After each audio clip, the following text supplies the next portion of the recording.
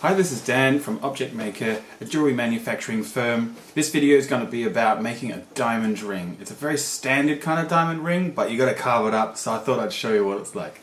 Okay. Here you will see the ring just in its solid gold form. Nothing's been done to it. I've just sort of extruded it out and joined it up at the top. You can see the diamonds there, and they're in a tapered sort of set out. You've got like small ones with big ones in the middle. And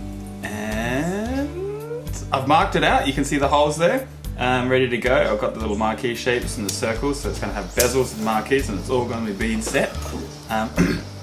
When I'm doing the holes, I've got to carve it out a bit so the drill doesn't move around, because it's only like, the holes have got to be they've got to be 2 mil at the end, so I want to make sure the holes are in the center. I got my little flexi shaft there, which is it's got a quick release, so you just like click it and then you can put your different drills in. And notice the way I put my drill on, I line it up to the center of the ring, so I put it past the ring, and then I hold it so the drill is going towards the center of the ring, and also in the middle, so that way all the holes will line up on the inside, and then I can sort of back hole them a bit so they don't look all messy. And yeah, you can see that again, doing that again. And you have to clean the drill, so you don't go like full whack all the way through. You kind of like take it and then you take it out a bit, you clean the burrs off, you might put it on the beeswax to sort of lubricate it a bit, and then drill it some more. And it takes some time, you know. Sometimes you might be there for quite a while, especially if your drill's gone blunt. But yeah, it's you also don't want to break a drill, so if you take it out before it gets too clogged up, then you don't snap off a bit of steel, and then you've got to leave it in some sulfuric reagents. So here it is with the holes drilled in the for the bezels, the little tiny round settings. You always got to measure this stuff as well as you're going, otherwise if you start filing away and you're not aware of what you're doing, you would just stuff it up totally. Okay, so this part here is a ball burr. It's just like a sphere, which is sharp. And then I expand those drill holes out, not too deep, just so the depth of the stone can sort of go in there and not be poking out at the top. You can see a close up just here. This is me doing it.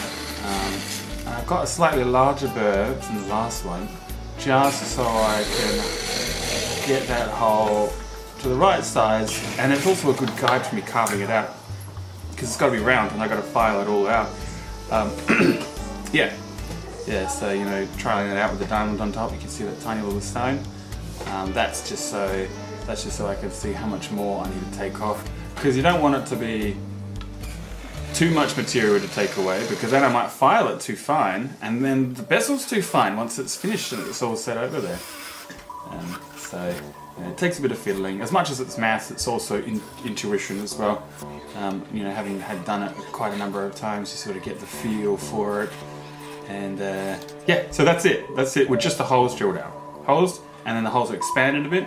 Now I've got to cut the shapes out. I cut the bulk of it away with a saw. You can see here I'm just cutting these little V cuts. I'll cut in one side and I cut the other side out. V comes out. Okay, that's that shape. And so then I move over to the next one and I do the same thing all the way through. I'm sort of speeding it up because this stuff takes forever. And this ring is actually a 2-hour long ring. So that takes about 2 hours to make. I probably took 2 hours to make this, because I was dawdling whilst filming it and sort of stuffing around with the camera a little bit and trying to get my angles right. But yeah, so here you go. That's it, with just those little V cuts cut out of there, just to sort of give me a guide of my file. A Barret file, sharp on one side, blunt on the other. They're about 30 bucks. And it's really good because it means I can cut on one side and the other side is totally fine. It's just like, you know, most files have got cutting edges on both sides and you'll just grind in there. Whereas this is biased to one side, so it's really good for carving small things. You need a rough one for this sort of work, so you get the work done quickly, and you can get finer ones as well. So this is a cut 0, but you can also get finer cuts like 4-0 cuts or something like that. And they'll sort of polish them up, actually. They get the groove lines and the file lines really close together. So I'm just sort of speeding it up here because, you know, 2 hours into 10 minutes is I've got to try and make it a bit easier for people to watch. And now you can see the shape coming out. You can see the circle. I haven't done anything with the marquee parts, but you can see the circle taking shape here.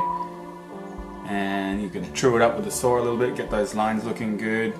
Otherwise it kind of looks a bit like when the two shapes come together, they're a bit sort of rounded and it doesn't look like separate components. The trick is to make it look like separate components that have been stuck together, even though they're carved out of a single block. It's stronger to have them carved out of a single block with no solder joints, but you don't want it to look that way. You want it to look like it's, you know, they're all segmented and beautiful and dainty.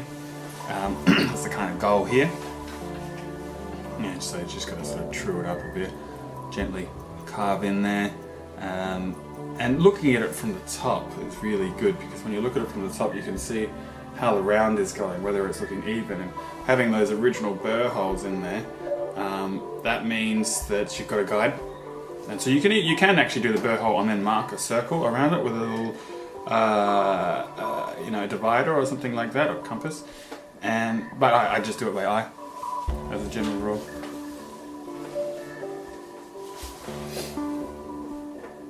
Now here I'm just sort of separating the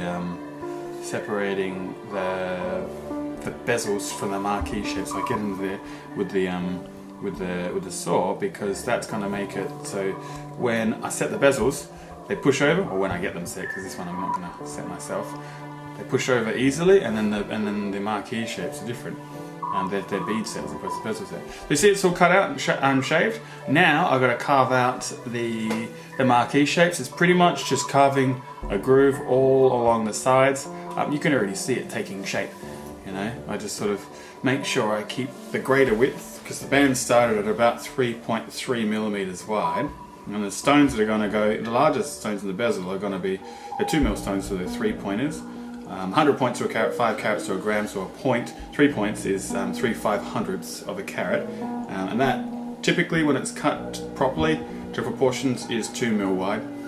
And so I can say, alright, well I need a little bit of extra metal either side of those for the bezels, so I'll make it at about 3.3. That gives me, you know, 0.2 of a millimeters filing and polishing room to make it, usually finishing at about 3.2 to 3.1 millimeters wide. You also need that for carving the bezels and the marquee shapes as well, and that means that I've got a little bit of bright cut room for the bezel. I'm getting so confused here. For the bead sets to go in. Yeah. Speed it up.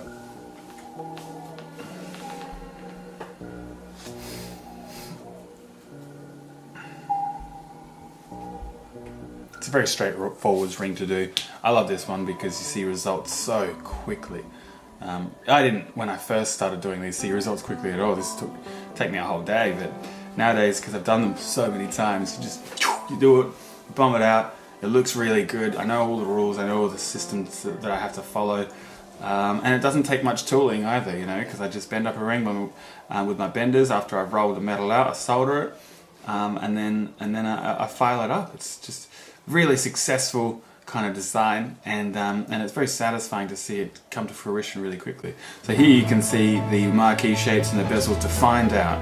Got to stamp the ring with the 750, and then that, because that's 18 karat, that's the back of the band being cut, the bevel's being cut, and then it being rounded and polished up. So that's after a quick paper.